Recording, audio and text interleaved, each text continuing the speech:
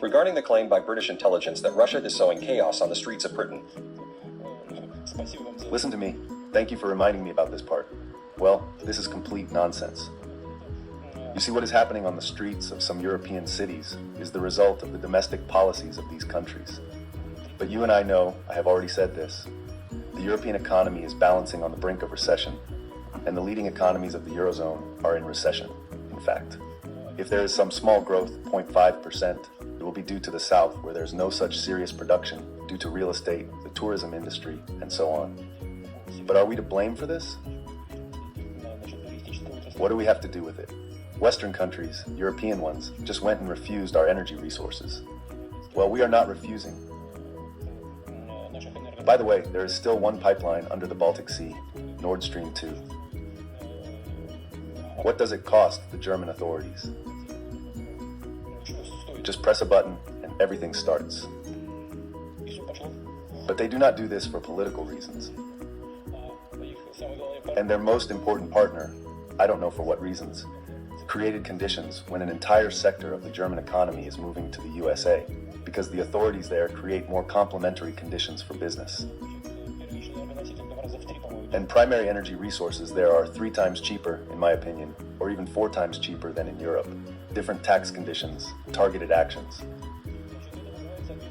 But what do we have to do with it? This causes a corresponding reaction because the living standards of people are falling. This is obvious. These are the statistics of the European countries themselves. But what do we have to do with it? What are you saying, really? This is, as we say, an attempt to shift the blame from the sick to the healthy and to avoid responsibility for wrong decisions in the economic sphere and in the sphere of domestic policy. In the economic sphere now, it seems to me for objective experts this is an obvious thing, but many in Europe and in other countries in the States have abused and are still trying to abuse the environmental agenda and the increase in temperature on the planet. They are running ahead without sufficient grounds in terms of technological development. They are closing everything that is connected with nuclear energy. They are closing everything that is connected with coal generation. It used to be, right? They are closing everything that is connected with hydrocarbons in general. Has anyone calculated? Will Africa be able to do without these types of hydrocarbons or not? No. African countries and some other countries in developing markets are being forced to use modern and perhaps even effective tools and technologies from the point of view of preserving the environment.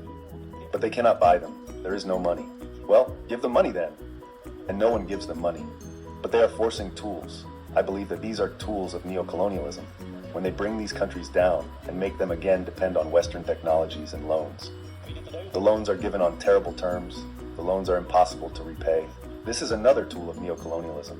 Therefore, we must first of all look at the results of the Western countries' policies in the areas of economics, finance, and domestic policy.